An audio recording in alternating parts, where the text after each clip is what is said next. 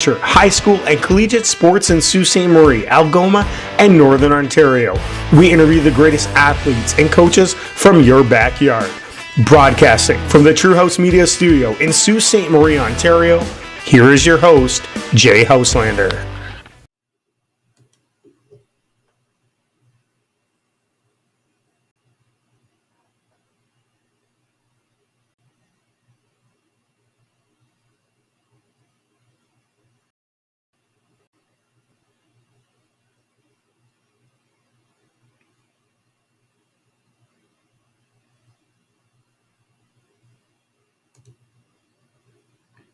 We're here for this week's Around the North Sports show. I'm your host, Jay Houslander, with my co-host, Tony Boniferro. How are you today, Tony? Good, man. I know we missed last week. We've got a lot to get into this week, so excited to get rolling. And like you say, last week, we had something, within our family that we had we dealt with a funeral. So sometimes you just got to miss certain things, right? It happens, yeah. So first things first, before we even get to the scoreboard, everything else, one thing I want to talk about is locally. Sault Pewee hockey parents. And I know it's not just happening in Sault Ste. Marie, but being in Sault Ste. Marie, we hear and I've talked to people, they're opening the doors and yelling at players. Tell us your opinion a little bit about hockey parents. Yeah, I mean, we saw that on the we saw a post that the Sault Pewee posted, for those of you that aren't sure about this or not sure what the story. And all the post said was, they don't want people opening the doors and yelling at officials and yelling at players. And, when it comes to hockey parents, nothing ceases to amaze me, man. I mean, you and I have seen it all. It's just disgusting, though, how some parents can act. Now, I don't know the circumstance. I don't know the story. We know nothing about it except for that post. Social media, right? It's what social media said. Now, the fact that the fact that the Pewee actually had to post that is embarrassing. So, we all. So it's not embarrassing on the Pewee's part, but it's embarrassing the that parents, they have to. Man. These kids are young. Most of these kids aren't even in AAA yet, right? Playing at that age. But you know what, man? I have so many hockey stories when it comes to parents, and every parent has the same stories, right? And I don't know if I told the story before on here before, but obviously I coach football. So, I'll coach these kids in grade 7, 8, high school football and Sioux Minor football. And I have parents who will come up to me and say, "Hey, Bono, yell at my kid, make my kid run, be hard on my kid, because I can't do it at home. So I need someone to do it," right? So, they want us to be hard on their kids. Then I'll coach these exact same kids in hockey. And if I sit a kid, or if I bench a kid, or if I try disciplining a kid, that same parent that told me to be hard on their kid in football will come over and yell at me, for sitting my kid in hockey, right? And the prime example to that is I had a kid, there was 3 straight games where he took a penalty in the last 3 minutes of the game. 3 straight games. So the fourth game, guess who didn't play the last 3 minutes of the game? Well, that dad, who was the same dad that told me to yell at his kid in the summer, came behind the bench, at the Rankin, and started yelling at me behind the bench, got escorted, So again, man, hockey parents are a different breed, and it's just something general that we see. And already, I mean, now a lot of people my age are starting to have kids, right? And they're all playing hockey at the Pewee now, and you already start to hear the bullshit, and you start to hear all the rumors, and you start to hear all the conniving going on, and you start to hear it already. And it's sad, man. Parents who try and live vicariously through their kids, it's frustrating. Again, no matter what sport, but we're talking hockey. Yeah. They're not going to the NHL. Yeah. And I've been a hockey parent. My kids are in their 20s now. And my wife would say, you would yell. I would only yell if a kid was cross-checked headfirst into the boards or bad calls or stuff like that. But I'm at sporting events all the time. And past week, I've been at high school. I've been at Sault Thunderbirds. I've been at the AAA. Doesn't matter what level. Yeah. They're yelling, screaming. But when it gets to the Pewee, my biggest point, and people forget that most of the people wearing the stripes aren't even 20 years old. Yeah. They're 13 to 19 years old. Yeah. And you have parents and grandparents opening doors and yelling, screaming, cursing, swearing. Yeah. We see why it goes over to football. We see why guys aren't coaching, or I shouldn't say guys, people aren't reffing anymore because of the abuse they're taking. Yeah, and you know what? It's one of those things where we have a rule in Sioux Minor football in the Bantam division, and it's been there for years, where parents don't coach. If you're a parent, you can't be a head coach in bantam, right? That's always been the rule. Now, obviously, we've had some exceptions throughout the years, but that's the general consensus because kids need to have different coaches, right? Yep. If you have the same coach from the time you're 7 years old till the time you're 15, what are you going to do if you want to go play AAA hockey and now you have a different coach, someone else telling you what to do? Well, the only way I've ever learned how to do it is how my dad taught me. Yep. And how I've been coached by the same coach for the last, since I was a kid. And you see that all the time, right? And I know it's difficult. You can't, there's not enough volunteers out there to have no parent coaches. So I understand that. But again, these parents who are out there coaching their kids all the way up, thinking they're doing them favors, they're not. No, exactly. Yeah. I tell people now, and it's easier for me to say because my kids are older, it's going to come to the point, and when it comes to arenas, you're going to have glass all the way up or glass in the lobby. You can stand in there and you can't even go into the ice surface to watch your kids. It's unfortunate, but it's for the fun of it. It is. Yeah, absolutely. And I already, like I said, I have a lot of friends who have kids in the Pee Wee, and we think that we've heard everything growing up, and we cover all levels of sports. We hear about all the AAA coaches. I can already see, we're going to have quite a bit to talk about when it comes to that group that's coming up right now. Exactly, so over the years, yeah. And it's something if we can get somebody on from the Pee Wee, or we talked to Don. We talked to Don DeLuca a couple weeks ago. Yeah, how'd they do, by the way? And they lost. And they were outscored quite a bit, okay. but. Dom says it was a learning experience, and the kids really enjoyed it. Good, that's all that matters. But when you're playing teams that are within the top 10 in Ontario, if not Canada, for sure, it's hard. But at the Ontario Winter Games, it's an experience. Kids can come home and say, "I got to play at that level." Opportunity, no question. So next thing we're going to just touch base with is we are streaming tomorrow night the semifinals for high school, third and second place. It's Cora Collegiate and Superior Heights for both games. The other one is St. Mary's and White Pines. Just to let people know, tomorrow, again, we're going to be at Cora for both Superior Heights and Cora games. In the junior division, White Pines is hosting St. Mary's. And at St. Mary's Senior, White Pines is playing St. Mary's. So it's going to be some exciting basketball tomorrow. Yeah, I'm going out. Like I said, I'm going out of town tomorrow, and I'm actually really disappointed, man. I mean, I've followed this season all year around, and to miss the playoffs is just, I'm actually pretty upset about it. I wish I wasn't. I will be watching, that's for sure. When you look at these games and you look at these teams, we'll start with junior. That St. Mary's White Pines game is going to be a barn burner. That White Pines team is an outstanding junior team. And St. Mary's has improved all season long, right? So it's that'll be a good, hard-fought game. Obviously, Cora is a huge favorite over Superior Heights in the other junior game. Cora's junior team is just unbelievable. I mean, we saw Marquise dunk last week. That's impressive. Senior is going to be a little different, right? And Superior Heights played Cora last week in senior, and man, Superior brought it to Cora. They had an opportunity to kind of take over that game, and they really showed a lot. So that's going to be a great senior game. The other matchup is St. Mary's versus White Pines. Again, on paper, that St. Mary's team is a strong team. So, again, I'm sad I'm going to miss the playoffs, but excited to kind of see what happens. And it wasn't – last week didn't matter really in the standings, but Cora in the senior division only played really there's 7 or 8 players. Yeah. So it wasn't they didn't go deep right on the bench. So it was a close game, and I think it probably made Cora a little worried going into the semifinal. Yeah, and you know what, Superior Heights junior team specifically has had a really rough year. But that being said, they're grade 9s. They arguably have the best or second best group of grade 9s in the city, right?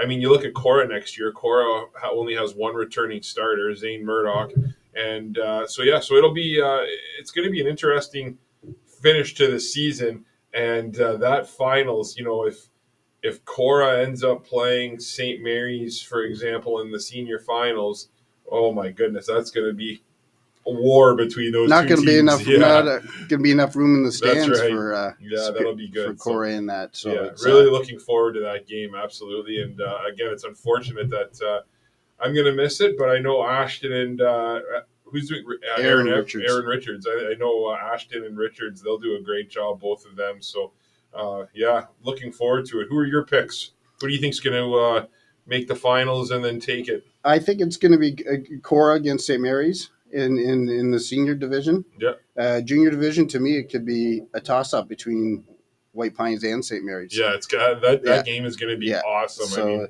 and then the only reason we're not doing St. Mary's White Pines is because of the placings. Seniors are playing at different schools. For sure. So that's the reason. Cora, we got a double header, so that's why we're doing both. Now we are. Can you explain NASA quickly before? So this is going to be the following week. Yeah. Depending on who wins on Friday, I've been told they haven't made the decision yet, but whoever wins on Friday will probably be hosting NASA. Okay. And we are going to stream day 2 just like we did for the girls. Yeah, so we'll do the junior and senior semifinals. Yeah. Or sorry, the 2 senior semifinals and the junior and senior finals. Awesome. From wherever it's going to be. And the other one we're trying to work out right now, Thursday, is the city championships for volleyball.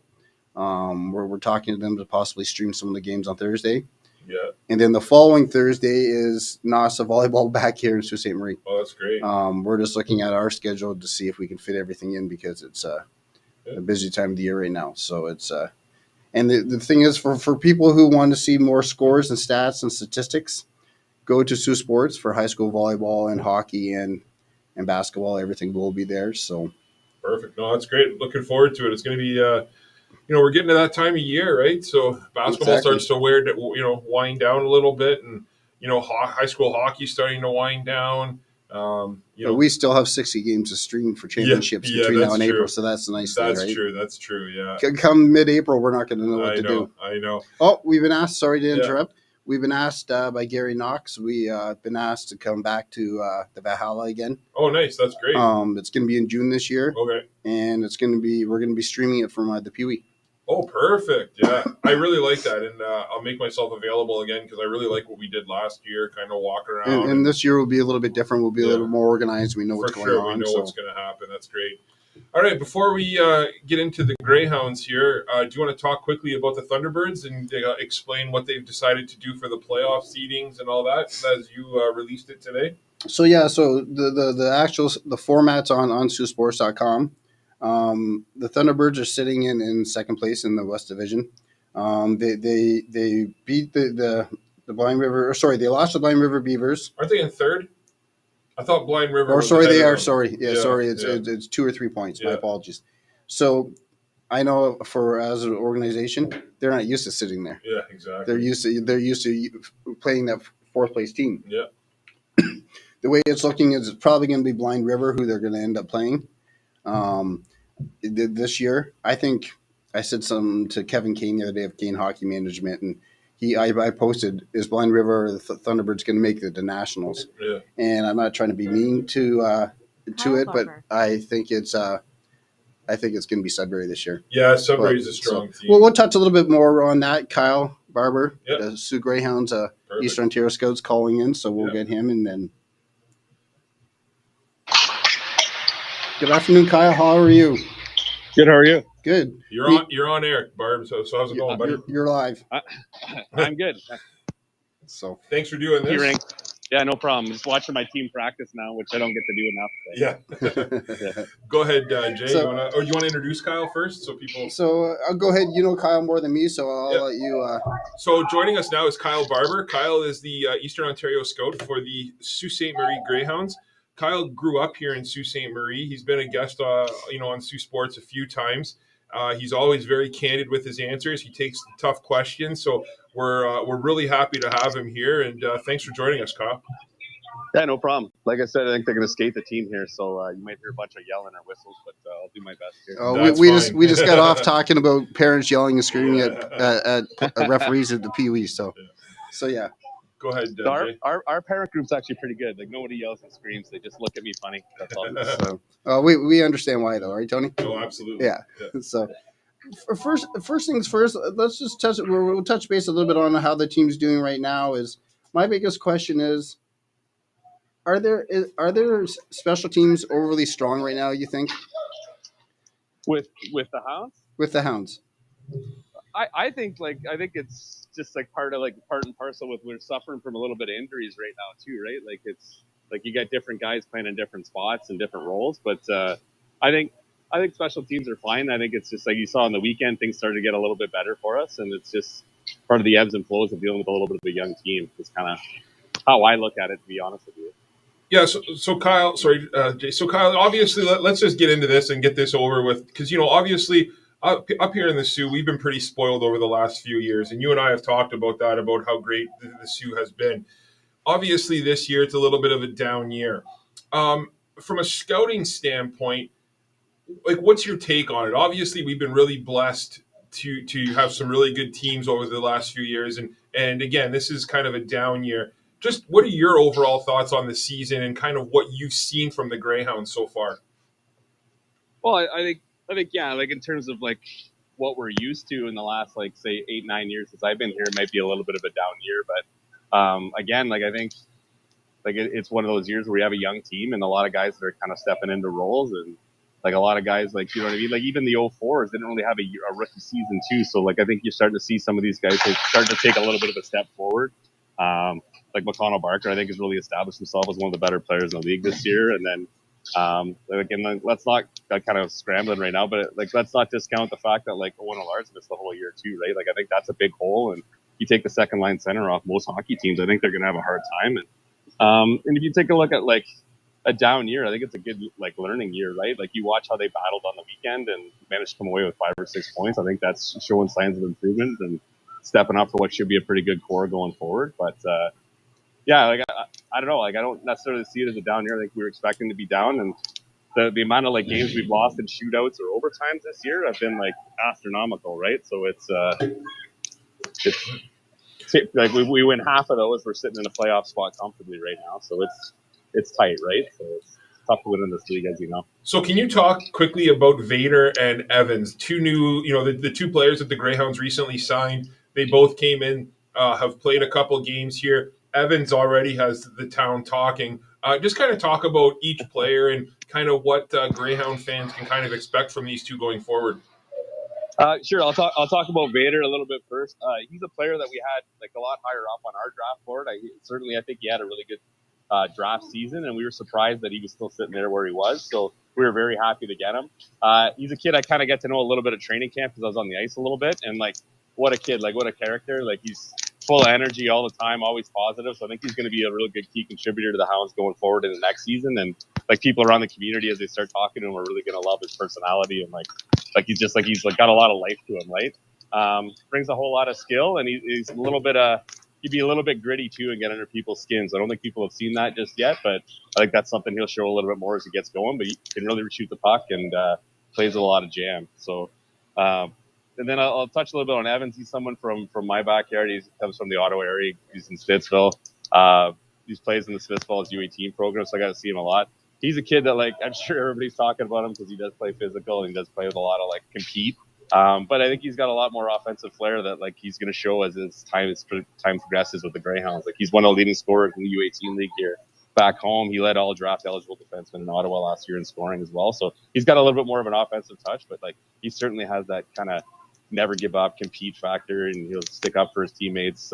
That's like Sioux hockey fans have grown to love over the years, right? Yeah, that's maybe something that's drawn me to him when I was scouting him a little bit as well. So really excited to see how he's played so far, and hopefully the feedback around town is going to be positive for him and Vader as well. So.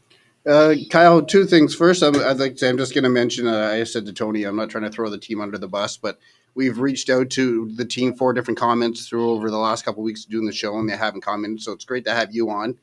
First things first, with all these injuries and that, would these players have been called in if the injuries weren't there, or would you have waited till the fall to probably bring these kids in? It's tough to say. Like, I don't want to speak for what Kyle's plans ultimately are with the team, but I think there's certainly players that we thought were deserving of an opportunity at some point this year, just how they played in, like with Vader playing in Junior B and Evans playing in Smith Falls. So they're definitely kids that we liked in camp, but the injuries have provided that opportunity. But who knows? Like maybe they don't get that if the team is fully healthy. But it's just, I think it's an opportunity, right? And I think these are players that we had kind of hope to be in the lineup next season anyways. So we're getting a look at him a little bit earlier in the process, right? So a couple quick questions too. So one that I wanted to touch upon is obviously the Greyhounds right now. They're sitting in 9th place. They're 3 points out of a playoff spot. However, Kitchener does have a couple games at hand. So that's leading a lot of people around town to kind of talk about the draft this year. Yeah. Is this a strong draft? Are there some top end players? Just your opinion on the upcoming draft class and what type of player the Greyhounds could potentially get with a top 6 pick.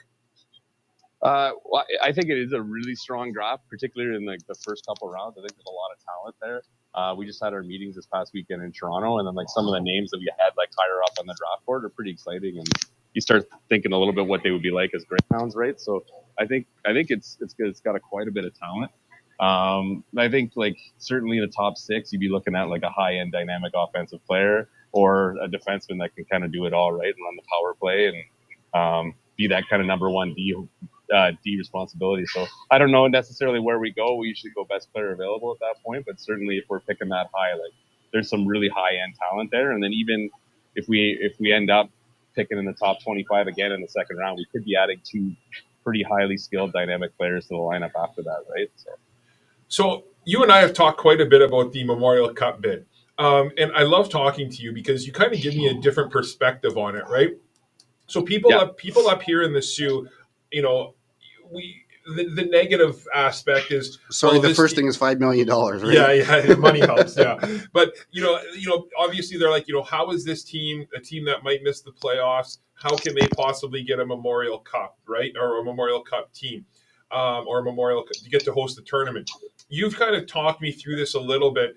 Why are you so optimistic about the Greyhounds' chances of potentially getting the Memorial Cup? And why are you so optimistic about this team going forward?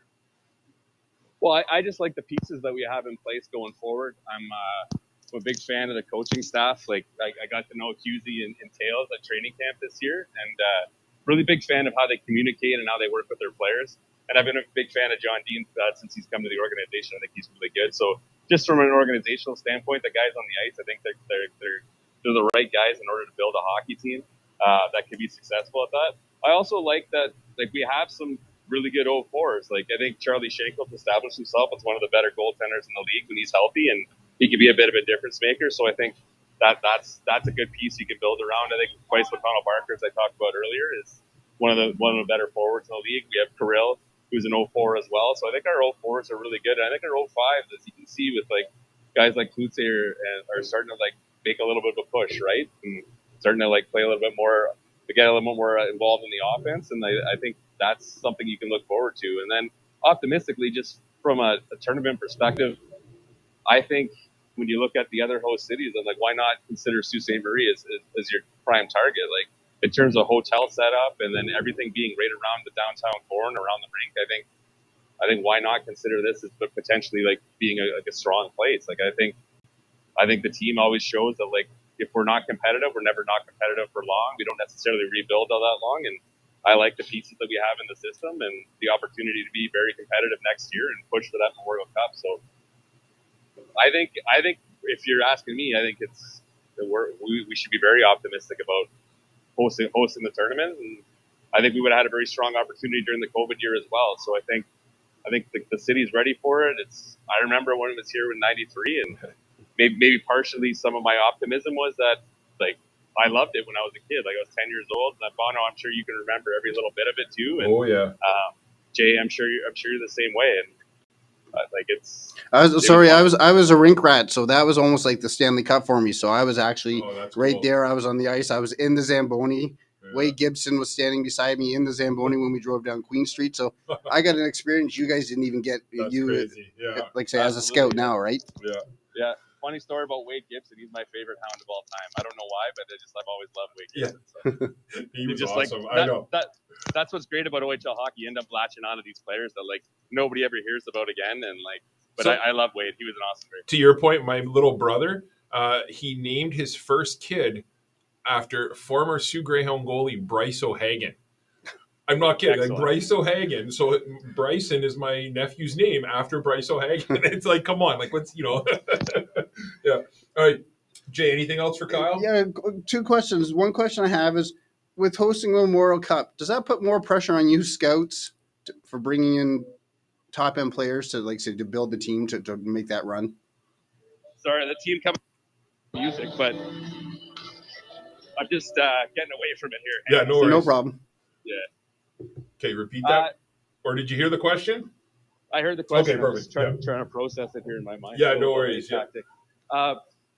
I don't necessarily know if there's more pressure on it. I think, like, certainly the pressure that I put on myself all the time is, like, A, growing up a Hounds fan, and B, being working for the organization, is that every year I think there's pressure to find the best players and get value in different rounds, right? I think that's kind of what we're ideally trying to do. Like, sure, like, maybe we don't have as many picks next year. That's a maybe. I don't know. But, like, maybe we really have to do well in this draft. I don't know. That's extra pressure. But for me, I always approach the drafts the same way. I know that's probably a cookie cutter answer, but it's true. Like, every time we make a pick, like I remember we had, like, strong arguments in the 14th round before when we selected Zach Trott. And I know those guys that wanted to go a different way. And like I honestly think that was that draft year, that was the guy we argued about the most, was Zach Trott. And, like, thank God that argument went out. Like, he ended up being a pretty good Sioux Greyhound, right? So it's I think that it's the pressure we put on ourselves all the time, and I think it's dictated by management that every year and every opportunity, every draft kid we welcome to the program has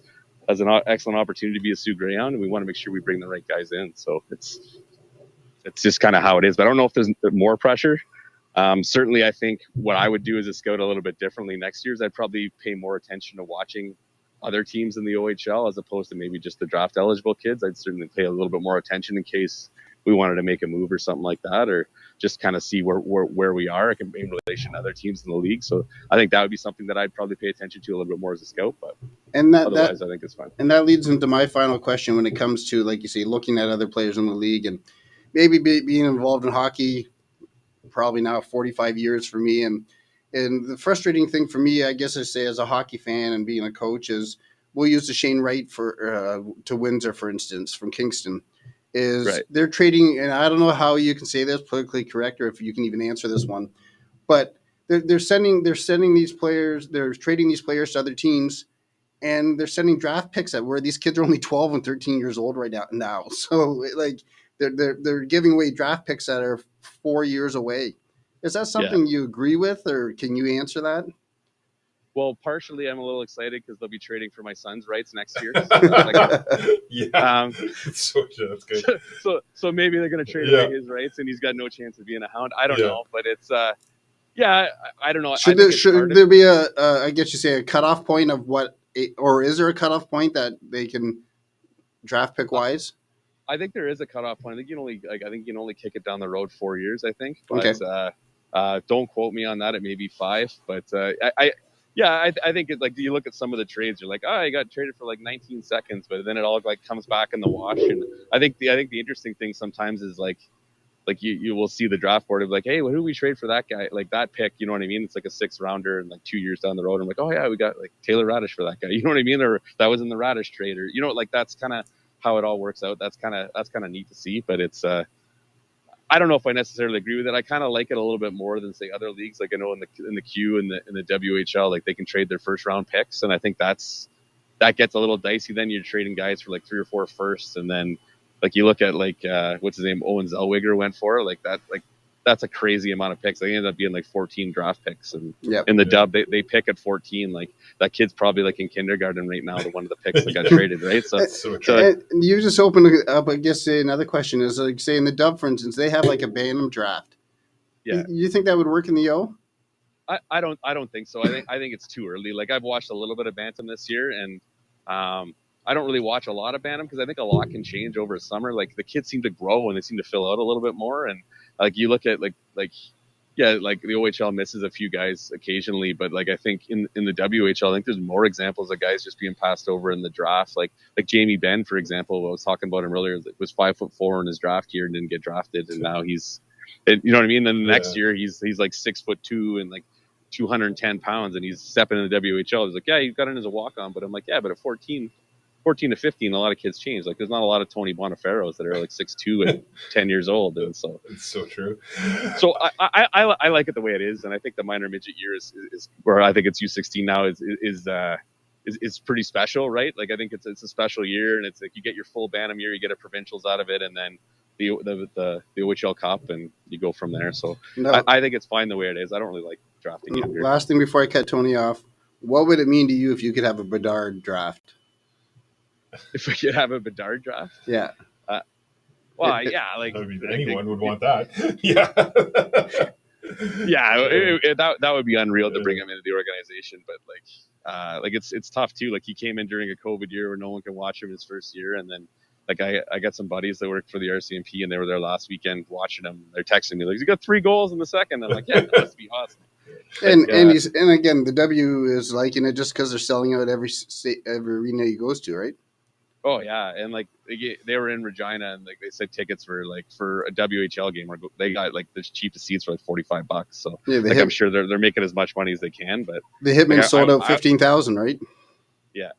Oh yeah, I wouldn't want to see the Greyhound start charging $45. No, never. But yeah, I'm trying to think like when we had a player like Joe Thornton, I guess, Jeff Carter, those guys. Like those. Joe Thornton was a second overall pick, though, not first. Yeah, in the Sioux, right? People don't realize that. Yeah. Who was first that year? Was it Mark Savard? No, I thought it was it Urema? Brandon Urema from the Sioux? Or not, okay. Or Kachuk, or there was, it was somebody from Sarnia. It was somebody, but like the argument was the Sioux was only going to get him for 2 years. For 2 years, so 100%. Why bother? Yeah, and the other guy, Okay, so just a yes or no answer here, if you don't mind. I know that's tough for you, so if you want to elaborate a little bit, you can. But the OHL not being able to trade first-round picks, the only league that you can't do that, I believe, in the CHL. Do you like that idea or not? I don't like it, no. Okay, no, that's perfect. So I want to play a little rapid fire with you before I let you go. I'm gonna name a Greyhound player, and I just want you to say, 1 or 2 sentences about the player, whether it's the person or the player, just your overall take on them, just to kind of give people a better idea. So let's start with first round draft pick this year, Christopher Brown. Dynamic offensive skill set, very good edge work. I know, I don't think that's the rookie year he's wanted to have so far, but I think he's got a lot in the can, and I think he's highly talented. We haven't even seen the surface of what he can do yet. So, Justin Kluche. Great kid, just awesome, full of energy, and competes. And again, I think he's just scratching the surface of his offensive ability. Sorry, and I put TNT right in there too. Yeah. He's just explosive. Absolutely. Yeah. Connor Clattenburg. Claddy's just he's a hard-nosed hockey player. He's a great kid, always smiling, but he competes, and he doesn't cheat you on any effort. That's for sure. Brendan Sirizotti. I don't know Sirizotti personally, but a ton of offensive skill, as you can see. A kid that we really liked in his draft year, and I think he's going to show really well going forward down the stretch for us and into next year. Caden Carlisle. Mean, tough defenseman to play against. He's got a real mean streak to him, but I think he's starting to show a little bit more offensive pop to his game, and he's going to be a difference maker for the Hounds going forward. Matthew Virgilio.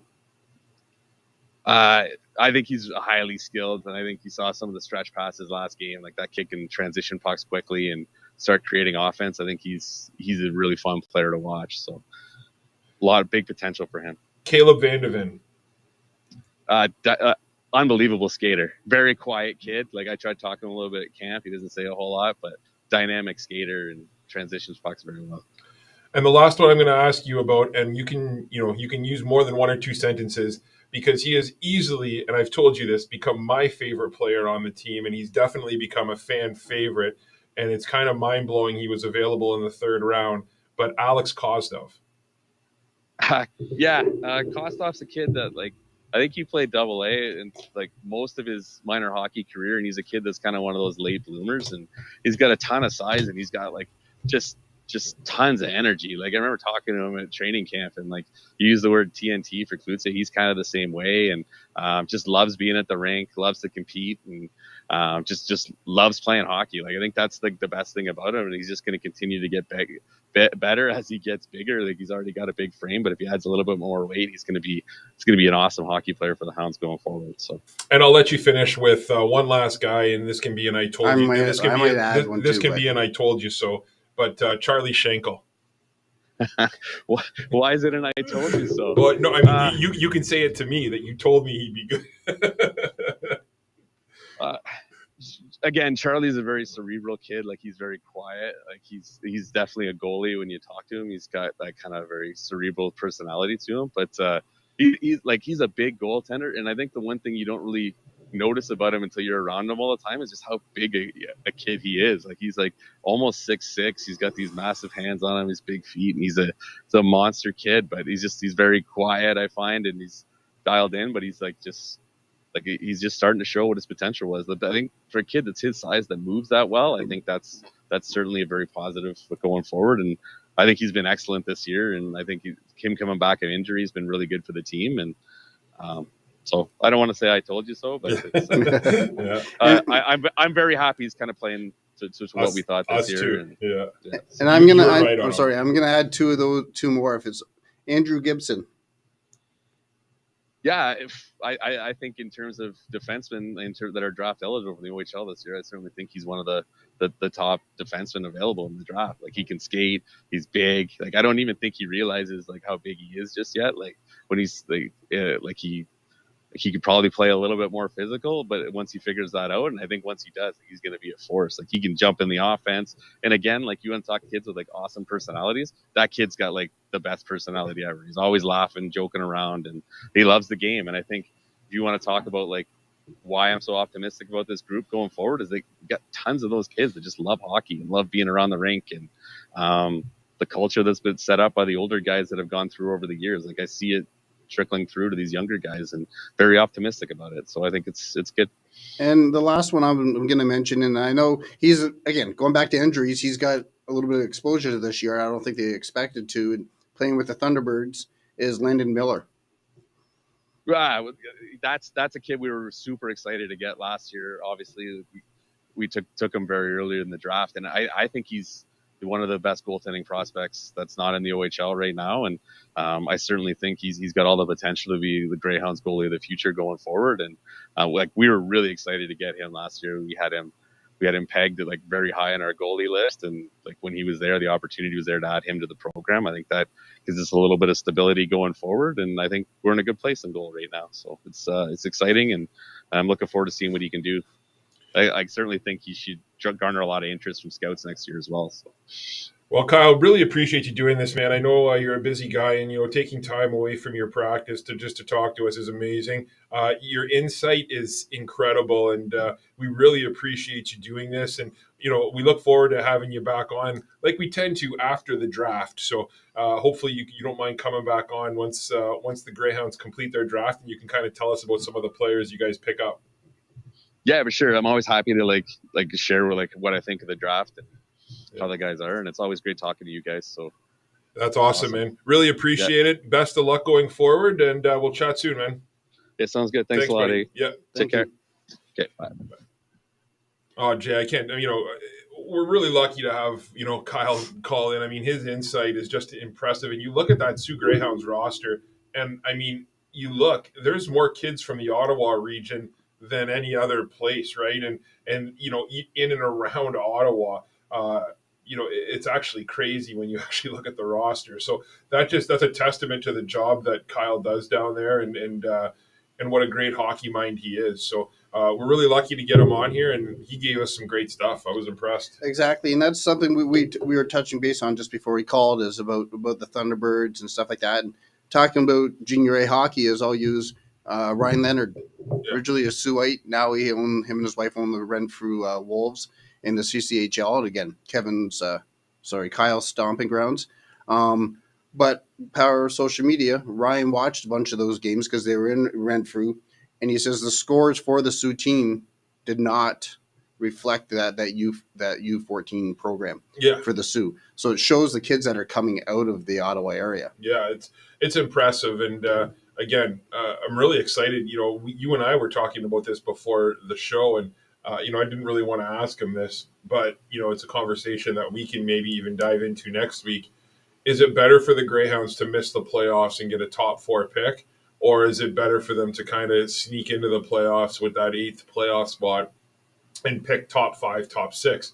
After talking to Kyle, I actually feel much more confident of them making the playoffs and then still getting, because he said it's a pretty deep draft. And you can always shot, but they can 100%. They can surprise people, man. We've seen it before. Because right now I'm looking at the paper. Kitchener's 3 points ahead, so that would put the Sioux against Windsor, right? Yeah. If they played in the first round, they would probably end up playing Windsor, and they lost in overtime 5-4 their last game against them, right? Man. And the Greyhounds are going to get healthy at the right time of the year, right? So that's another huge thing. And you have somebody like Shane Wright that's out with injury right now. They traded all those picks, and it's not against Shane, but injury wise, he played. I think you did that game. Yeah, he played hurt. Maybe half a period. He didn't even play. Didn't he? Didn't even dress. Yeah, in the Sioux. So then that's the thing. And just to touch base before, like say what we ended is we were talking about the Sault Thunderbirds, and where Landon Miller's playing there right now. Yeah. For the Sault Thunderbirds, it's a bright future for them too. Is Landon probably won't be there next year, but they have Landon right now, and then they have Colton Bure, who's also a 17-year-old. Yeah. And then you have Brody McConnell Barker, who's playing on the back end, probably not going to be there next year. So when it comes to junior A hockey in Sault Ste. Marie, it's going to probably be quite strong too. Yeah, absolutely. Looking forward to it. And we are going to have Sylas Snider from American Ninja Warrior coming on the show here. We were able to interview Sylas earlier today. Great young man, amazing opportunity for him on American Ninja Warrior, and just a really cool story. So stay tuned for that interview. That'll be coming up next. It's only about 10 minutes long, and you can kind of hear about Sylas's journey and what he's expecting and hoping to do on American Ninja Warrior. And will be a link, and there is a link down below for a GoFundMe page. They're trying to raise some money to help him get to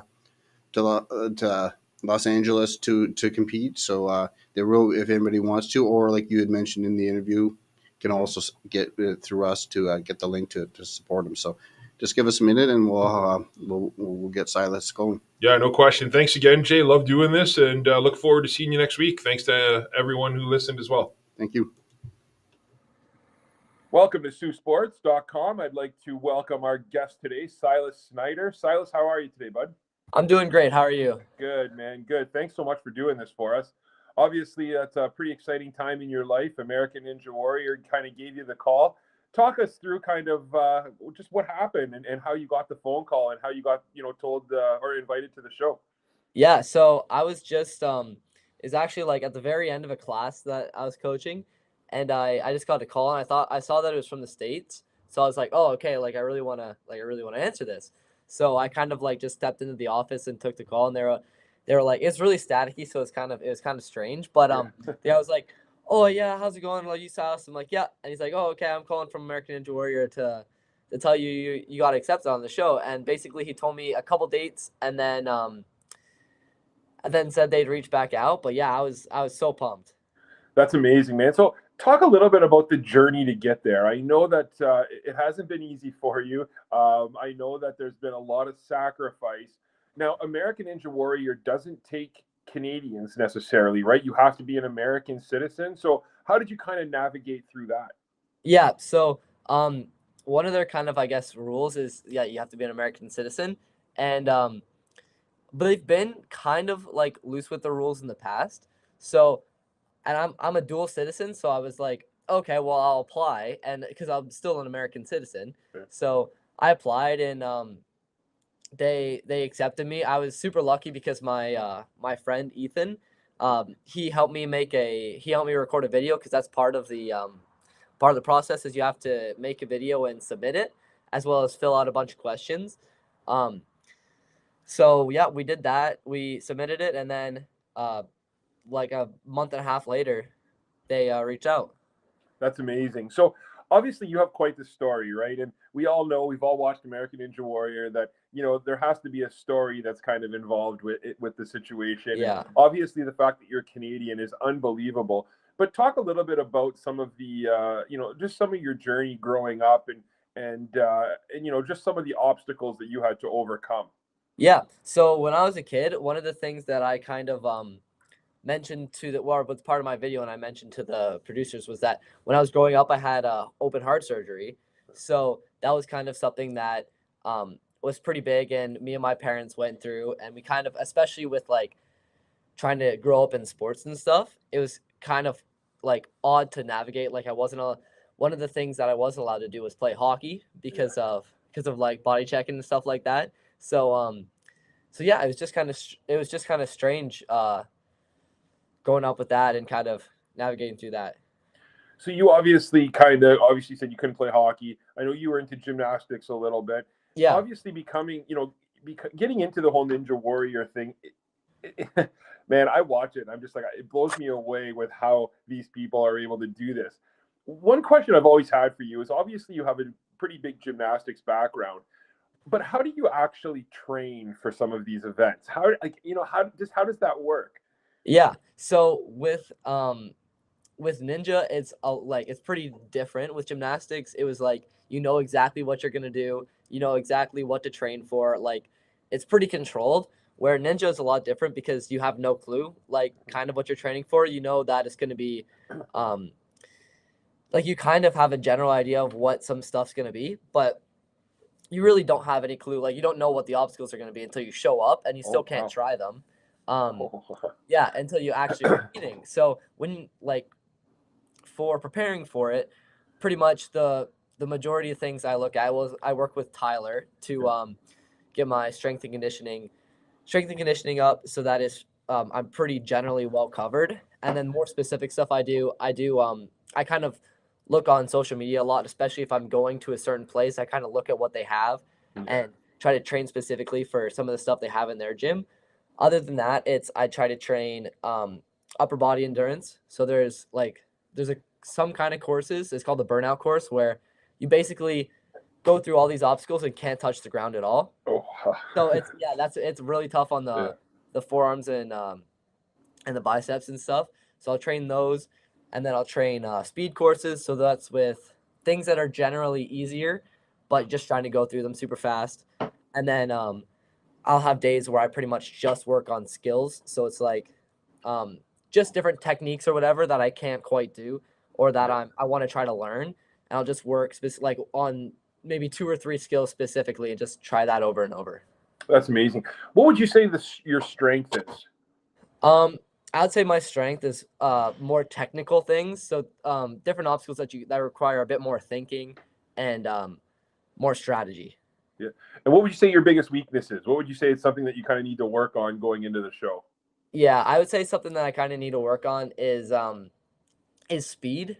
That's definitely an area that I need to shore up. Yeah, it must be, it's funny you mentioned that, because I kind of talked to your dad about this too, and he kind of mentioned the same thing, but it's a fine balance, right? It's a fine line between, speed and discipline. How are you able to navigate that while you're going through a course? Well, it's pretty tough because it's like, especially when it's competing, because like in the gym, like it's not that hard, like it's not too hard to try to push myself to go faster. Where when you're competing, especially say in the format that the show's on, where if you fall once, like that's it, you're done. Yeah. So I would say that's probably the hardest part is getting the confidence to being able to go fast on, like, whether it's the show run or whether it's just like at a league where if you fall, then that's it. But yeah. Oh, that's great. So you're obviously going to the show. You've obviously watched the show. What's the one thing you're looking forward to the most? I'm looking forward to meeting all the people. Yeah. Like there's just because they're from all over the states, and like I travel a lot for competitions, but going there, that's where like a lot of the really good athletes will go. So I'll be able to meet them and talk to them and kind of see what they do for their training and stuff. So what's your goal going into the show? Obviously, everyone's going to say, I want to win and those kinds of things. But, I mean, I kind of think I know the answer to this, but I'm going to ask you anyway. Are you going there just kind of happy to be there, or are you going there on a mission to try and, open some eyes and make a name for yourself? Yeah, I mean, I'm definitely I'm definitely happy to be there. Like my goal has kind of like one of my goals has just kind of been to get there. So I'm super happy to do that. But I would really like to make it to the national finals. So I would like to make it past qualifying and past the semifinals. I think that like I've watched it and kind of like seen what obstacles they've had, and obviously they're going to come out with new ones. But I feel like that I'm capable of making it past those stages, and I want to make it too. That would be my goal. Yeah. I think it's really cool, man, that you're only 18 years old and you've kind of, you've actually crossed the line and, you've made it to the show, for what you do, right? Which is impressive. Now, is this something that now that you're going to be on the show once, is it easier to get back on the show, going forward? Because again, you're only 18 years old, right? You're not even in your prime yet. So is this an opportunity now that to kind of get your foot in the door, kind of make a little bit of a name for yourself, and hopefully you're one of those people they bring back? Yeah, I definitely think so. I think if I can get on there and do well enough and kind of like you said, make a name for myself, it'll be easier in the future to kind of get back on and either trying to like say, oh, I'm going to do better this year, like whatever, or just trying to keep up what I've been doing. So yeah, I think this like getting in was kind of the harder part, and then staying it'll be a little bit easier. Yeah. Are you, do you have any gimmicks in mind to try and stand out? Like, are you going to show up in like a Canadian flag outfit or like, have you thought about anything like that? Or are you just going to go and let your athletic ability kind of make the name for yourself? Yeah, that's what I'm hoping. I'm just hoping that like me doing the course is enough. I don't think my friends have been like, oh, you should go on and do a backflip or do something crazy, like kind of so they push you on there. I'm like, I don't know. If I do something like a backflip and land on my face, that'd just be the most embarrassing thing. Like I think it'd be cool. I think it'd be cool if you wore a Canadian flag outfit or something, just right? go out or something like that. Was there was the fact that you were Canadian or had that Canadian citizenship, do you think that helped you or hurt you in the process for the show? I'm not really sure. When we made the video, we talked about it a little bit, but we didn't like stress it a whole lot. So I think it was something that they could have easily like looked over. But I'm not sure. It may have helped because I know that there's other people that have gone on and they're like, oh, they're like the Swedish ninja or something like that. So that definitely could be something that helped. That's awesome. Before I let you go, I want you to just talk quickly about Tyler Belanger and Rebel Gym and kind of how they've helped you, in this journey. Yeah. Tyler and Rebel Gyms helped me a lot. Am I frozen? No, I don't think so. Yeah, you're good. Okay. Yeah. And like Tyler's just always been whenever like he's been looking out for me. He helps me stay healthy, helps me make sure I'm getting kind of what I need training wise. Anytime I have any questions or whatever, he's always there. Especially for the show now. He's really like we sat down and talked a little bit, and he's helped me kind of make a plan and strategy going into it. So kind of what I'm going to do. And then obviously he's been super accommodating, like letting me train and helping me have access to the different ninja equipment that we have here. Yeah. Well, I'll tell you this. I know you said you need help with your speed training. You can ask Tyler about who's faster between him and I, as I consistently beat Tyler in races, believe it or not. And it's a running joke. He knows it. He's not faster than I am. So if you need that training, just tell him I'll come and help you. All right. That sounds good. Awesome. Well, listen, just quickly before we let you go, again, can you kind of talk about the GoFundMe page that you have going? I know it's not cheap to go down there. The exchange rate's ridiculous. It'd be nice to, get some family down there to support you. Can you just talk about how people can find that? Yeah. So, is there going to be a link? Yeah, we'll attach a link for sure. Yeah. Okay. Yeah. So there'll be a link. Also, I know on the Suited Day article that they attached the link there, but basically that's gonna help my my family travel down. They'll cover my hotel and plane ticket and stuff like that. but that'll help a lot with helping my mom come down, my dad come down. I know some friends want to come too, so that'll help a lot with them being able to come and. Yeah, that's amazing. And I know that people have actually reached out too, saying that they didn't want to support on the GoFundMe. If you would just like to make a donation privately, you can get a hold of us at Sioux Sports. We will take donations, and we will obviously give them and direct them back to you. So again, we thank you so much for doing this, man. We hope you come back on the show after you're on the show and kind of talk about your experience. But you really do, man. You come from an outstanding family. I know your dad really well. He puts up with me every Thursday at bowling, and he's so proud of what you've done. So congratulations to you, and keep representing the Sioux, man. You're doing a great job. Thank you. All right, we'll talk soon. Thanks. Sounds good.